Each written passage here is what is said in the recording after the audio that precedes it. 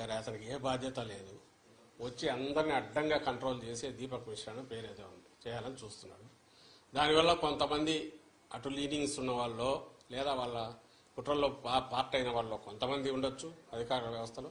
కొంతమంది రికార్డులో ఏం రాస్తారో పై నుంచి ఎలక్షన్ కమిషన్ పరిధిలో ఉంది, రేపు కౌంటింగ్ అయ్యేంతవరకు కాబట్టి కోడ్ ఉన్నంతవరకు అనే భయంతో కూడా వాళ్ళ దీనికి లొంగి చేయొచ్చు.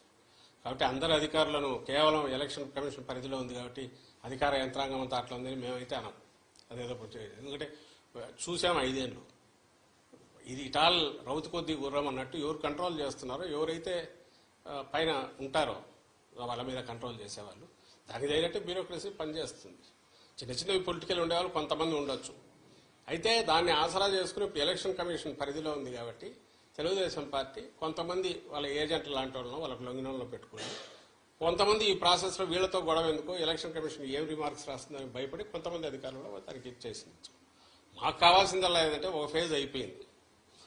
వైఎస్ఆర్సీపీకి సంబంధించినంత వరకు పీస్ఫుల్ ఎలక్షన్స్, పోలింగ్ అండ్ పీస్ఫుల్గా అన్నీ జరిగితే అంటే అడ్వాంటేజ్. ఎందుకంటే మేము స్ట్రైట్ పాలిటిక్స్ ప్లే చేసేవారు, కుట్రలు తెలియదు, ఓపెన్గా ఉంటాం పార్టీ యాజ్ సచ్. ఎందుకంటే లీడర్ అట్లా ఉంటాడు కాబట్టి దాపరికాలు ఉండవు. ఒకటే లైన్ ఏదైనా ఉంటే అది చెప్తారు, చెప్పిందే చేస్తారు.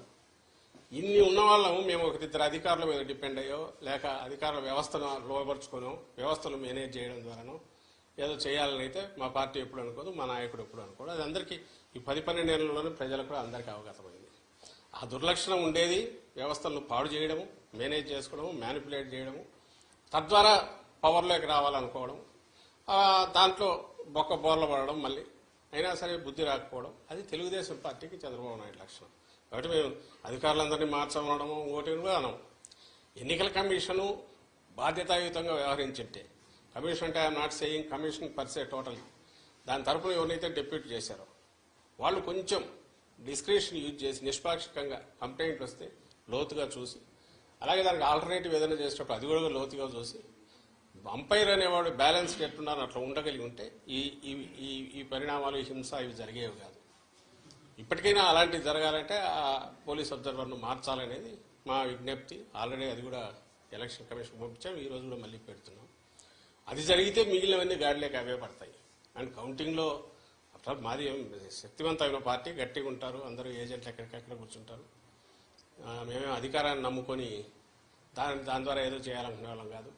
పార్టీ వ్యవస్థాగతంగా ఉంది, కింద అభ్యర్థులు స్ట్రాంగ్గా ఉన్నారు కాబట్టి అక్కడ ఏదో జరుగుతుంది అనే ఇదేం మాకు లేదు. దాన్ని ఎదుర్కోలేనంత దీంట్లో వీక్ దీంట్లో కూడా పార్టీ లేదు.